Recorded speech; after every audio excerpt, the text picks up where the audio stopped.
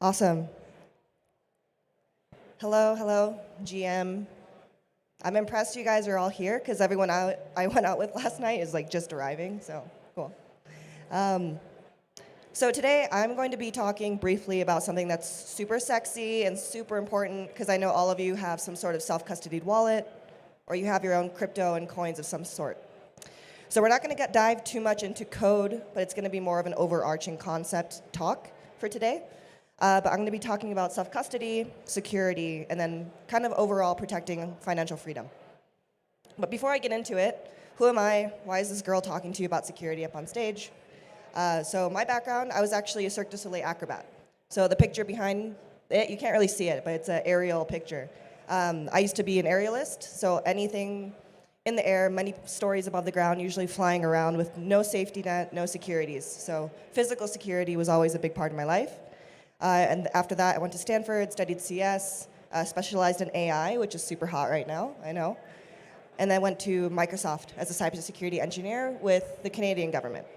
So that's cybersecurity, regular security, crypto background. Oh, I should also mention, Cirque is when I was first introduced to crypto back in 2014. So I've been in the space for quite a long time.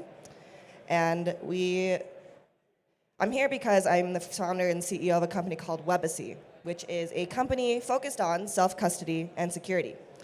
But Webacy, we started primarily there's multiple reasons we started the company, but one of them was that I got my wallet hacked. And it's a bit embarrassing because it was actually 2 times that I got hacked. And I know that some of you might have gotten hacked before and maybe signed something that could have been malicious, so we've all been there. But my wallet got drained, and in that moment I knew that Web3 UI and Web3 security wasn't where it needs to be for the next billion people to onboard into the space. So Webacy was started. And another thing I want to mention is that it's not just newbies that are getting hacked in the space.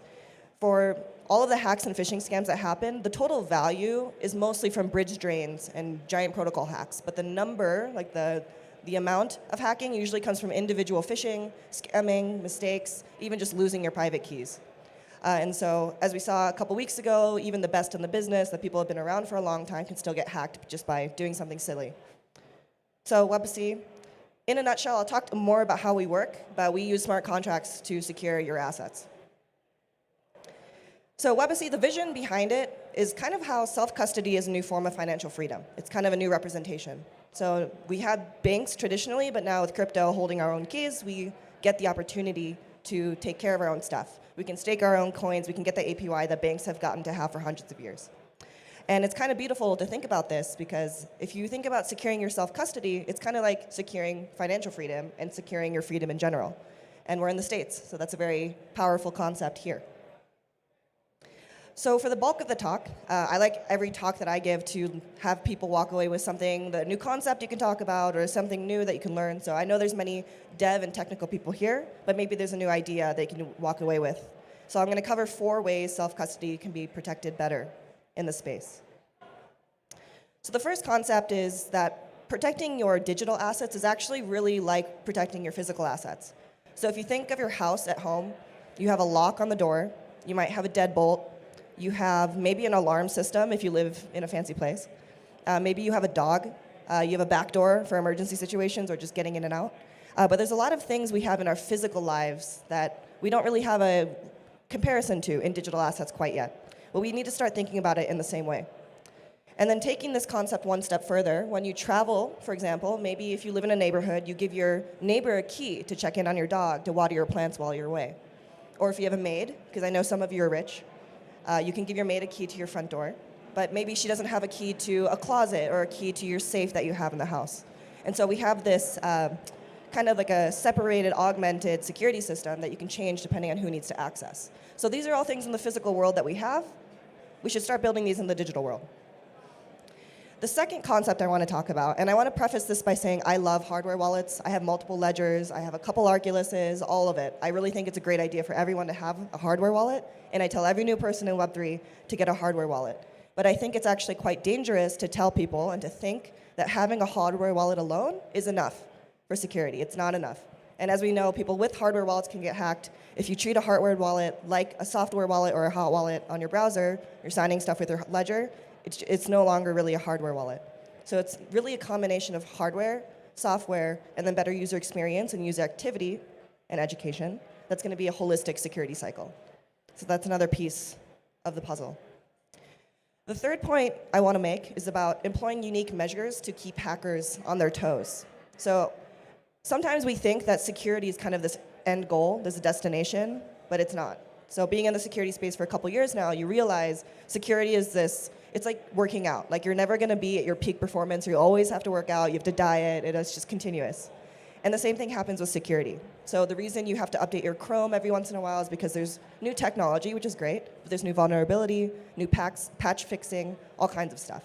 And so hackers, because their hackers are super smart, they develop new hacking methods. So on the security side, you have to create new defense mechanisms. So it's going to be a forever thing.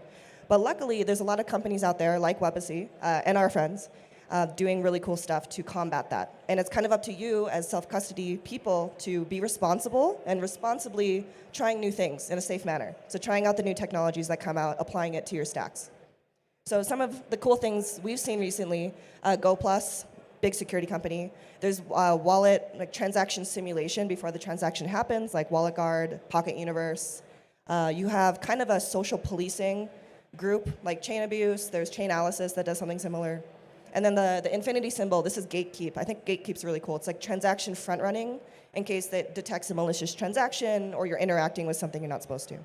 And then there's Webacy. So Webacy, we are primarily focused on self-custody, but we utilize smart contracts to create new tools for users to use. So what do we build?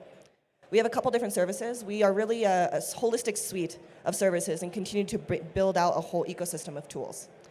The very first one, this is called Wallet Watch. It's the monitoring piece, and this is something you can sign up in 60 seconds for, totally free. It's really simple, actually. It's real-time notifications for anything that happens in the wallets that you want to track. So imagine I could be up here, and if my wallet's transacting somehow or receiving a royalty, trading an NFT, I'll get a text. I can also get an email. But it really just brings blockchain transactions to the real world, because we're not always glued to our phones. I mean, some of us aren't. I think some people are. Other products that we have built. A lot of our products are built on smart contract mechanisms. So Backup Wallet and Panic Button, the two middle points here. One is for the use case of losing your seed phrase, losing your passwords. I kid you not, yesterday I talked to someone who his house got flooded, and he was writing his seed phrase on a piece of paper in a safe in the house. And this, you think about the story as like an anecdote, but it happened to him, and so he lost everything in his wallet because he just couldn't access it. So backup is for recovering assets in an original wallet. And then panic is the situation where you need to, like, one-click, red button, emergency eject everything into a backup wallet. So maybe you get hacked, maybe you're running for your life and need to transfer something. It's an emergency transfer, one click for everything. And then finally, this is a little bit more morbid, but it's actually where the company started. We have a crypto will. So a beneficiary on-chain inheritance system. What happens to your crypto when you die? It's a pretty important topic. I know most of you don't want to think about it, but 20 years from now, it's going to become super important. And one thing I'll mention on our services is that we don't take any seed phrases, no passwords, no private keys. You never give it to us. I don't want to see it. I don't want to be responsible for it. It's all through smart contracts. So you can rest assured that we don't have access to your crypto. Nobody really else does. So in closing, humans are always the weakest point when it comes to security. And when it comes to most things, we're kind of the worst. In general, though, make sure you're taking the time before anything bad happens to check which wallets, like what does your wallet system look like? What are you using? Are there any products out there that can enhance the transaction and the safety of your entire ecosystem, and more? And most importantly, go sign up for Webacy. Check us out. Left hand, black, this goes to our website and our app. You can go to webacy.com and read more about it. And the right-hand side is a new on-ramp that we built specifically for ETH Denver. Works on your mobile phone. But there's no internet here, apparently. So take a picture and do it later. Happy to take questions, but that's it. Keep your crypto safe.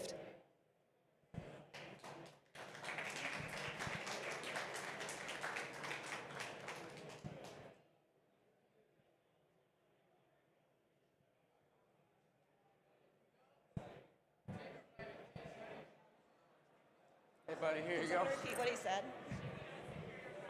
Oh, thanks. Hey, just wondering, if you don't take our private keys and such, how do you secure the assets? Yeah, great question. So Wallet Watch, this is the monitoring system. That doesn't even need your private keys. We just read your on-chain data. The other stuff, it's through approvals. It's just through smart contracts. So the same way you list something on OpenSea for any buyer who wants to buy, you can set the same approval to maybe another wallet that you own or your beneficiary owns. And it gets more complicated than that, but essentially that's what it is. Got it. Cool. Thanks.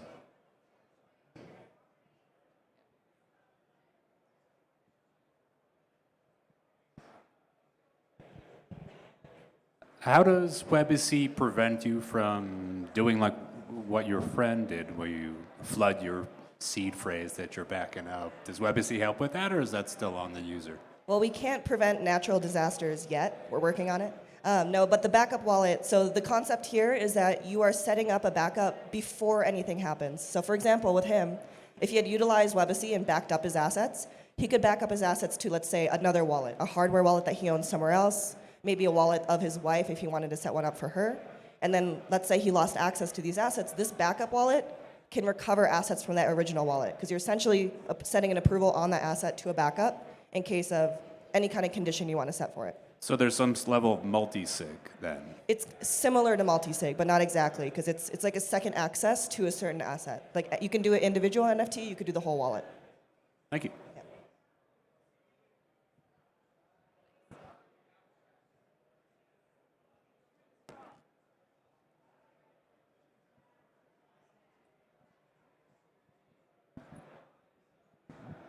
So I don't think the digital will thing was morbid at all. That's something we should all be thinking about. Does that work the same way you just described, though, in terms of, like, if I'm dead, who's signing this stuff over? How's that work? Yeah, good question. So the crypto will piece, similar approval, but it has a different mechanism for the condition. So condition is death, and we don't take any off-chain data. We don't want a death certificate. We actually created like an on-chain like proof of life. So it's based on your wallet activity. So every time you make an outbound, any transaction outbound that you have to be alive to make is kind of like a heartbeat. And so as long as you're alive doing stuff, you can set whatever time of like life that you want. You can set it to a year, 3 years, whatever you want to do. But if you're inactive for that period, that's when the dead man switch is triggered. And you can set multiple wallets. So you might ask, okay, what about my like cold storage wallet I'm never going to touch? You can set a hot wallet to also be under your account, so that can be your heartbeat, and it's associated with your cold wallet too.